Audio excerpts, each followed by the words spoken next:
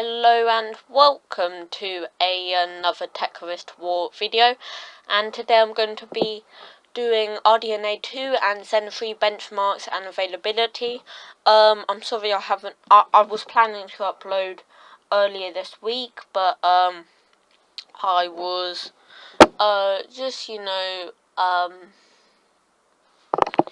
I made a new intro for our channel, for my channel, and also made a logo, which you should have seen at the beginning if you didn't skip to this timestamp. I'm also going to be doing timestamps now, and yeah, so next. So some benchmarks, RDNA 2 benchmarks from videocars.net. So you can see that the 6900 XT is better than the RTX 3090 in both 1440p and 4K, which is really impressive.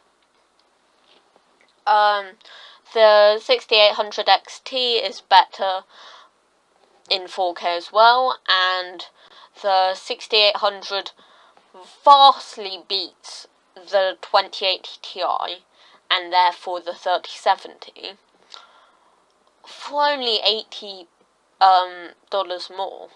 So the 6800 is definitely worth the extra money. Okay, so AMD posted some benchmarks on their site, and you can see them here. And also the last source was also from AMD. And this is just the actual results. And you can see, yeah, it is really quite impressive. Like some of these titles, like Forza, they're really well optimized. But other titles, it's doing really well. Surprisingly, I guess. And then, yeah, in 4K it's a similar story.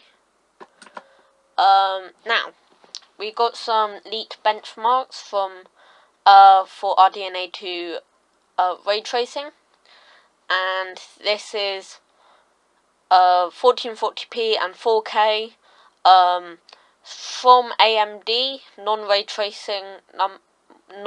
traced numbers, and the leaked numbers from WCCF Tech.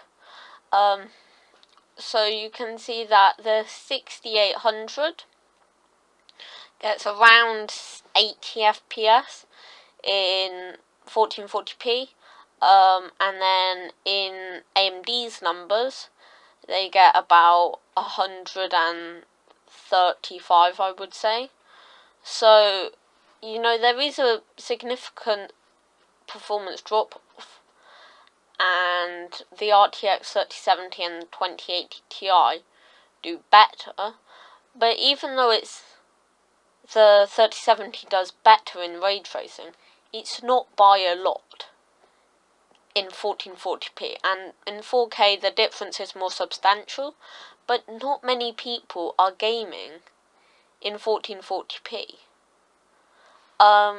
And the numbers in the RX 6800 is competing against the RTX 3070 with DLSS. So if the RX 6800, if AMD can get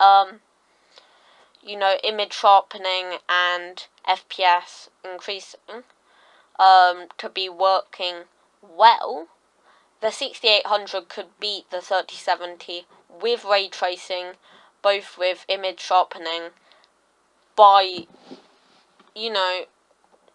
at least trade blows. Time SPY, it was 18% better than the RTX 3070 in this leak, but that's not really that surprising. Partner cards, they were released. They're not that exciting. They look the same for the RX 6800. But yeah, thought to mention that. RDNA 2 and Zen 3 availability. AMD should ship more RDNA 2 GPUs in Q4 than Nvidia will ship, and Ampere, it's pretty much a normal launch. It's a bit less, but Zen 3 is a normal CPU launch, less CPUs than Zen 2 probably, but it will be easy to get, but less easy to get than Zen 2 by Christmas because it will be launching later. Okay, so now into Zen 3. Here's some more Zen 3 benchmarks. And yeah, so it's doing better than the 3600s. That's really all I can say. And the Ryzen 7 5800 isn't that far from a 7900X, which has 10 cores, and it's a lot better than a 9900K with 8 cores, 16 threads. Yeah, this is previous. I don't know why I put that on here. So yeah, I believe WCCF Tech released some 5600 numbers. It would be interesting to know if, yeah, they're pretty similar to my numbers. They're actually a bit higher than my numbers in R15. And then, yeah, so, yeah, and also there's, yeah, another R15 benchmark. So Zen 3 looks to be pretty amazing, to be honest. And then some Intel news. Yeah, I'll skip over that. I'll make a dedicated Intel video. Yeah, so thank you for watching this video, and Intel video will be releasing soon. And goodbye.